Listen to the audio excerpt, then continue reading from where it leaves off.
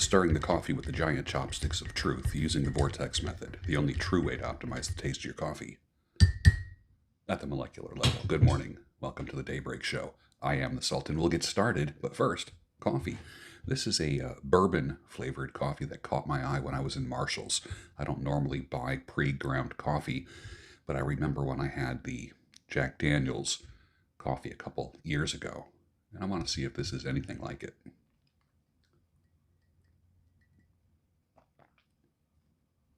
Nice. It really is. It reminds me of the Jack Daniel's coffee in the black can. Nice. My God, that is the best coffee I've ever tasted.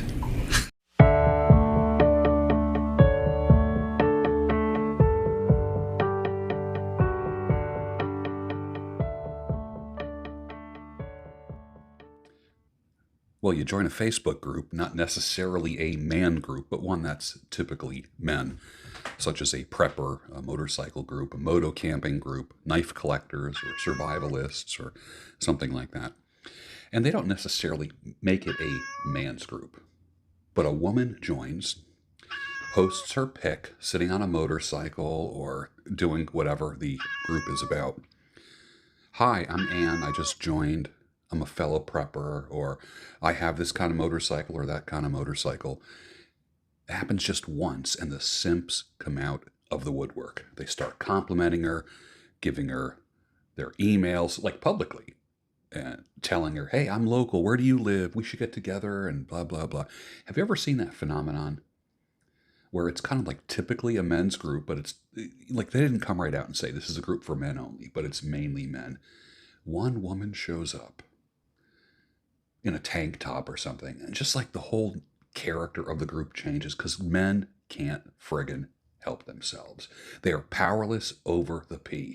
Powerless. You know what's embarrassing is thirsty men. It's just absolutely ridiculous. Thirsty men. Hiking groups on Facebook. I'm new to town and I'm looking for some hiking partners. Yeah, so I can show women the local trails. Unbelievable. You know, it's interesting. Even a mid or less can show up in a group like that, and the men still simp out. It's just insane. It's insane. Broken women can only be on their best behavior for so long. They can't keep it up. It takes too much energy.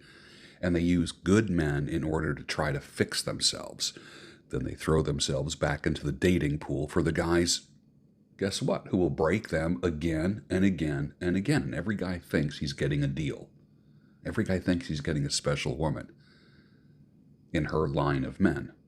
How many wrecks does a car have to be in before it's considered totaled?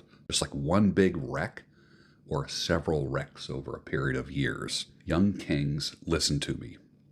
You know the modern dating world and how whacked it is.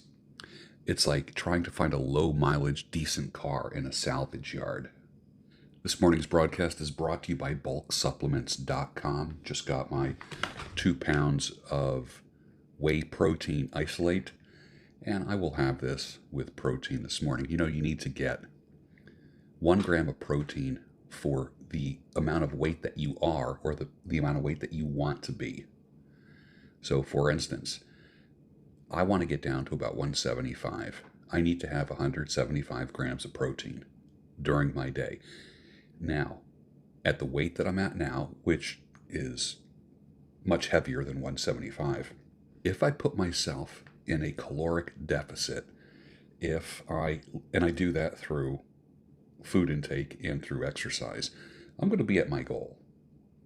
And I'm going to be pretty healthy, and my lab work is going to be phenomenal. But one of the ways that I supplement my protein is with bulksupplements.com.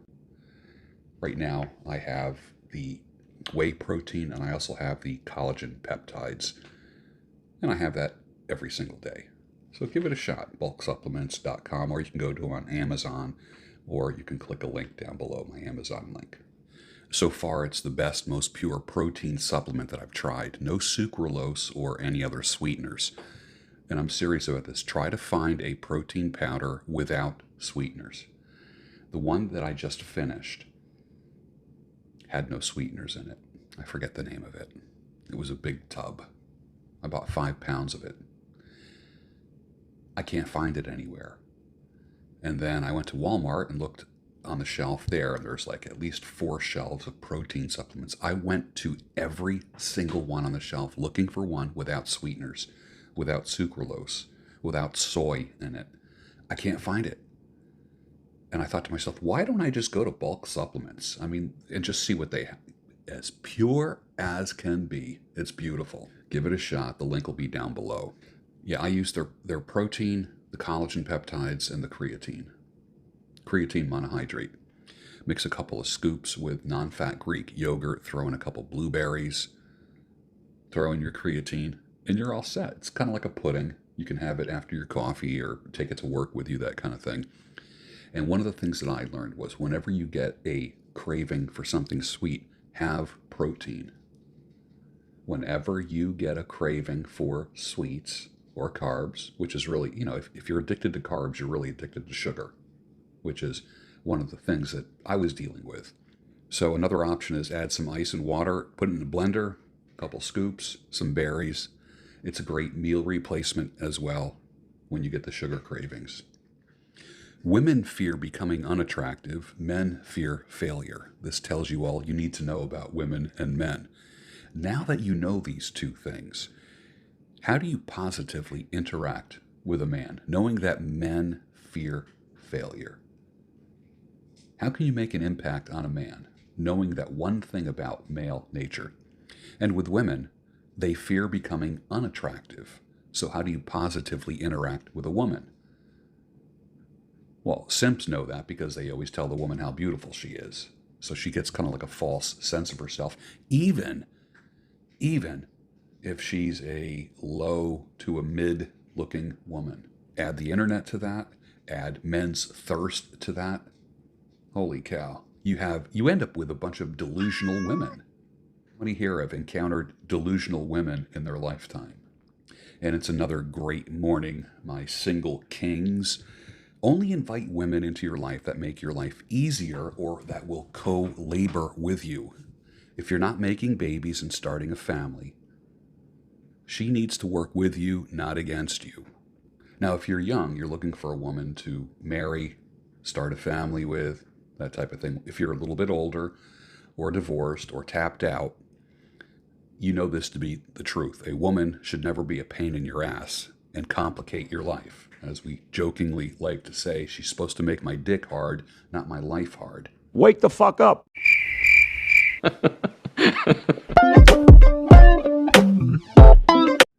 Avoid the unhappy and the unlucky. Your life gets easier because of life hacks that you learn. And one of those life hacks that makes your life easier is to avoid the unhappy and avoid the unlucky. Wouldn't it be nice to reach your goals and to be able to say, I couldn't have done it without her, to have a supportive woman with you? Very few women are going to be categorized as the types that stand by you through thick and thin. Wake the fuck up. Very few men in the future will be able to say, I couldn't have done it without her. More than half the men in this world will attest that a woman did not simplify their life. Get rid of your breast goggles.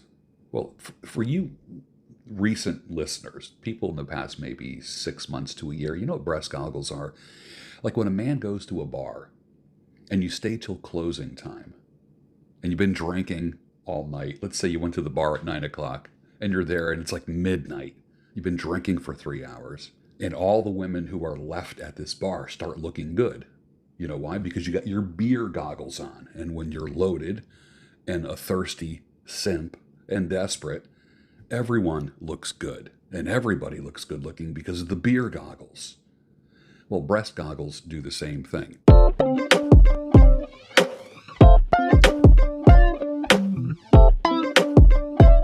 You go into a trance when you see a woman's shape, when you see cleavage. Get rid of the breast goggles and gain post-nut clarity. Can you get post-nut clarity without nutting? Yes, just think about how you act and how you think after sex. Up till sex, most men, think about this, most men up till sex will do anything to get sex. And then after sex, You just relax. You put the car in neutral. So what are the elements of post-nut clarity? List them in your life. How are you clear in your thinking and in your actions after sex? How does a man with PNC, post-nut clarity, act? How does he think? How does he speak? Better yet, how do you think? How do you speak? How do you act when you are clear? Well, as you know, I've worked with men for over 40 years. Over 40 years. My first job working in a mental health center and drug and alcohol rehab, I believe, was in 1982 or 83. And I worked as an evening counselor for men. After sitting across from many men face to face, and then, of course, during Zoom calls, as a coach, because I am a coach for men. I was in the mental health field. I left that. I went into coaching. Now I work with men like this. So I've learned from other men's experiences, and I've had a few not so positive experiences myself. One gal in a 4-year relationship told me every night, "Good night, my dear, my love, and my future husband," then proceeded to break up with me 12 hours later, followed by a letter telling me how great of a man I am. And she says, "I am sorry, forgive me." 4 years ended with that. One said, "We're a team. I've never known a man like you, and I want to be part of a team with you." Another one said, "My handsome love, I will always love you." One said, "I came back to spend the weekend with you because I love you and I realized I made a mistake. It was a fun weekend." And then she disappeared again. Another one disappeared for a year and then came back saying, "When I think about marriage, you're the only guy that I can ever imagine myself married to." Gentlemen, I've heard coaching clients' stories, and like I said, I have a few of my own. Don't forget Proverbs 31:3. Do not give your strength to women, to those that destroy kings. Believe what they do, and none of what they say. Wake the fuck up.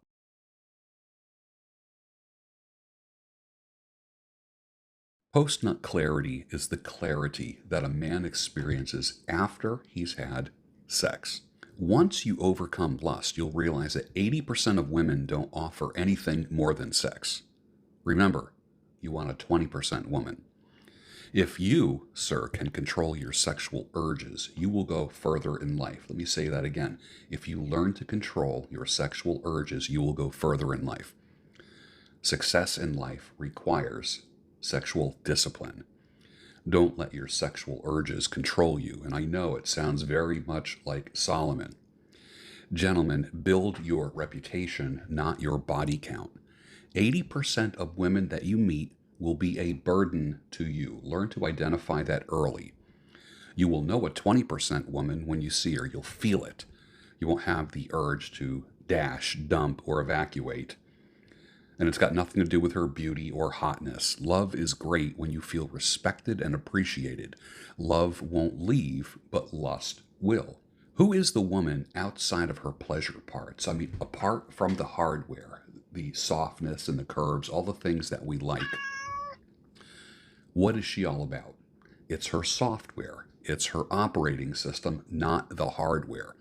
The hardware, you can find that anywhere. Spending time with her in places other than the bedroom shows you her software. Teach yourself to fall in love with the operating system, not just the hardware. Cooperate with that. Lead that. The most important thing that you can say to a woman is these 3 words: follow my lead. As a matter of fact, you should vet a woman for her ability to be able to follow you, but you have to have somewhere to lead her to. Are you a leader? Slaying P is no great feat.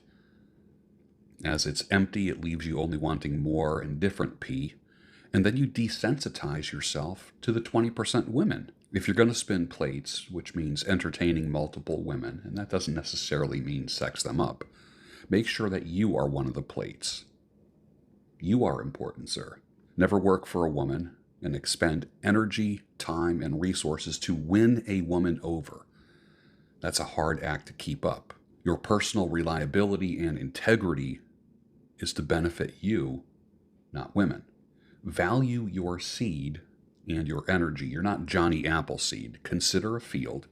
Choose one that hasn't been overly plowed, planted, and depleted. So listen up, King. Plow and plant with a purpose. Just keeping it real like I usually do. Stop telling fathers they should have fought harder for their kids and start asking mothers why he had to fight at all to begin with. Momentum, defined as mass in motion. All objects, people, and relationships have mass. If they are moving, they have momentum. When there is great momentum, the entity is hard to stop. You know, like when you push a car, do you ever have to push a car? Like put it in neutral and push the car, the wheels start rolling real slow. Or if you ever had to kind of like push, what do they call it? Like push starting, where you pop the clutch, that kind of thing. A lot of people don't remember that, but there was a day when you could start a car that was like a 5-speed car, and you have it in neutral. You press in the clutch, put it in first gear, and pop the clutch, and that car would start up. I don't even know if people do that anymore. But the reality is this: you start pushing a car, the wheels start moving, it starts going, it gains a little momentum. Now get in front of that car and try to stop it. It's hard to stop, isn't it? Because the weight, the momentum of that car are making it go. Now, without momentum, that entity doesn't take much to stop. But momentum is the single most reliable predictor of lifespan of the mass in motion. Think about it. Relationships need momentum. People need momentum. You need to be hard to stop. Are you hard to stop? It doesn't take much to knock you off your square, off your purpose? Are you anti-fragile? I said years ago, if one single phone call can change the direction of your life, you've got some rethinking to do. If somebody can call you and ruin your day, if someone can call your wife or girlfriend and say something that'll ruin your relationship, you got some rethinking to do. Then you're easy to stop. You're easy to slow down. You need to be hard to stop, hard to kill, anti-fragile. Are you in a relationship? What will it take to stop that relationship or end it? Well, this week started the last quarter of 2024. The rest of the year is going to whoosh by. Think about what you can do, what movement you can make, the pounds you could lose, the phone calls that you could make. If motion is not encouraged now, guess what? November 1st will be here so fast. You will be done for the year if you don't make momentum in the next few weeks. By November 1st, if you don't have momentum, the year is done. Goodbye 2024. Hello 2025. Forget the thoughts and wishing and hoping and the laws of attraction. Set a new behavior today or tomorrow, or say goodbye to 2024 now. These are always October, November, December, always the fastest 3 months of the year. Before you know it, it's going to be New Year's. You've heard it said it takes money to make money. I say that's wrong. It takes courage and a little bit of crazy and some guts to make money. 70% of the fortunes that were made in my lifetime were made by people who brought nothing to the table but risk. Risk. The absolute number one determiner of success is your risk ability. Despise people who waste your time, people and employers. Men, women can waste your time. There's no need to play nice with people who waste your time. It's your most valuable resource. And guess what? It's not sustainable and renewable. You can always get money back. If you lose money, you can get it back. But guess what you can't get back? Time. You'll never get back time. It's your most valuable resource. Here's something I propose to you. When she likes you, she'll pay for dinner. When she loves you, she'll make you dinner. When she makes you food, that feeds your stomach. But the act of making your food and preparing it and making it presentable on a plate feeds your soul. Look for a woman that feeds your soul, not just your tummy. Men love food that is made with love, not just slapped together like a cafeteria. It's not your car, it's just your turn. Every owner of that car will pay. Some will get what they think is a good deal, and some will overpay for that car. But every single one of that car's owners, throughout its lifespan, will clean it and make sure that it's running well. Its first and second owners will have probably put the most mileage on it. Its last two owners will probably refer to it as a beater. It may sit in a barn for 20 years and then someone's going to come along and detail it and restore it. And people will say, wow, you did a great job restoring that car. Everything I just said is not about cars. Does she have male friends? You're in trouble. Those are just orbiters waiting for their turn. Gentlemen, if she has male friends that she speaks with on a regular basis, they're guys that she's either banged or are waiting to bang her, period. The most valuable thing a woman can give a man is her purity and promise of future purity. He has to know that it is what she says it is for him to value it and not merely utilize it. Purity is not a renewable resource every time she has a new man, like these women on dating sites that say they want to start a new chapter.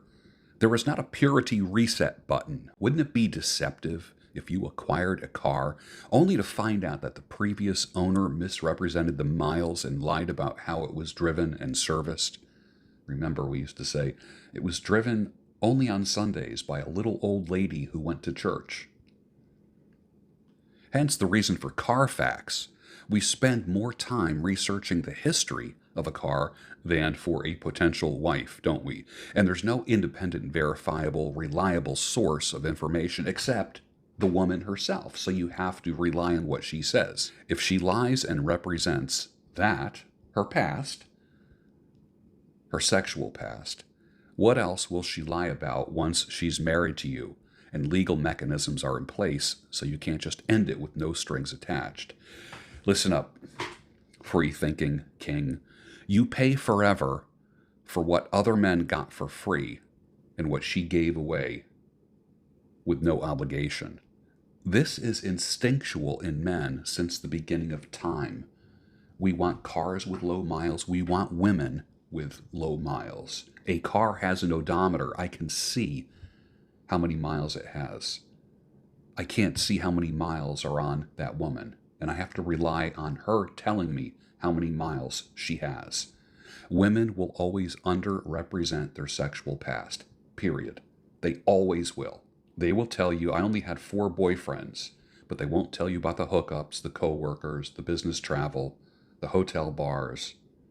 Women wish their past, as it is, didn't exist. Men wish their future, as it will be, didn't exist. Women wish they can change their past. Men wish that they can change their future. As soon as you are able, woman, I am willing to make a break that we are on the brink of. My cup is on the table, my love is spilling, waiting here for you to take a drink of. So if you're tired of the same old story, turn some pages. I'll be here when you are ready to roll with the changes. REO Speedwagon, 1978. Great song, isn't it? Good workout song. All right, so let me ask you a question here. You borrow $5,000 from a loan shark. You pay back $6,250. That's $1,250 more, which is considered a convenience fee or an interest rate. The shark gets arrested. He gets put in federal prison for 10 years. He's got a big book. He has 1,000 loans going at all time. Think about this. That's $1.25 million every few weeks, and he's got a lot in the pipeline. He's always loaning and always getting paid. Now, banks, finance companies, and credit card companies are charging 25% interest right now, as high as 34% with some cards, believe it or not. There's a ton of fine print that you don't bother to read. It's all connected to your credit score, which dictates how much you can borrow in the future. And there's a few more administrative tricks and fancy paper and electronic billing. All is monitored and blessed by the federal government. One guy goes to jail, another guy gets a raise because he wrote a high quota of loans for that finance company or bank. Think about this. Credit card and auto finance companies are charging you up to 36% interest. That's more than the neighborhood loan shark. And then he ends up going to jail. Who is the real organized crime? Who is the real racket? You buy a car for $22,000, you finance the whole thing for 75 months, you end up paying, guess what, over $40,000 for that car. And by the time you end up paying it off, it's now appraised at $5,000. Does that sound like a racket to you? Who is the real organized crime? Who is the real mob? I have this opinion: pay cash or don't pay at all. Or if you are making payments on something, make sure that that thing is a cash flowing asset. It needs to be making you money or appreciating in value. So kings, you got to listen up. And you've heard me say this before. I kind of feel sorry for the young guys, the single guys who actually want a relationship, and most normal guys do. The choices that you have are abysmal.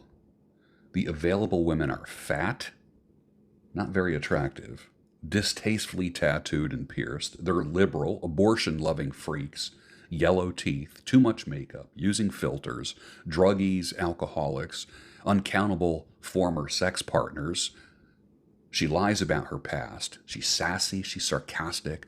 Their biggest accomplishment is their kids. Don't you hate that? My biggest accomplishment is my kids. She's full of shit. Kids are a consequence, not an accomplishment. My dream dinner guest is Jesus. After 25 Chads, she wants Jesus to come to dinner. They're vegan, they're gym rats and mud run chicks. They can't cook, they have tons of guy friends. They hate God. They have anger problems. So many women have anger problems, man. Are you encountering that, women who are angry? Remember, that was a thing that men had. You have an anger problem. I've learned to appreciate that. Someone says, you have an anger problem. My response is, thank you, because I get shit done. The women's cell phones are a big box of dicks. They're liars. They're attention whores. They got herpes. They got yeast infections, etc., etc., etc. All of the be the best version of yourself stuff doesn't change the prospects. In other words, you improving yourself does not improve what the prospects are out there. You must be a top guy, even to get near desirable women who could be a good wife, a good mother, or a good long-term partner. And I can see why men tap out of the game. The social dynamic and the prospects suck. Gentlemen, you have to work out and be healthy. Work off the frustration and the libido. Literally transmute that libido into money. This is the reality of the modern dating world. Gentlemen, it's time for you to get jacked, stacked, and biohacked. And with that, finish your coffee and I'll see you on the next Daybreak Show, your home of sanity, clarity, and reason. Stay monastic, my brothers. How do you write women so well? I think of a man, and I take away reason and accountability. Hi, my name is Erin. I use she, her pronouns, and I am a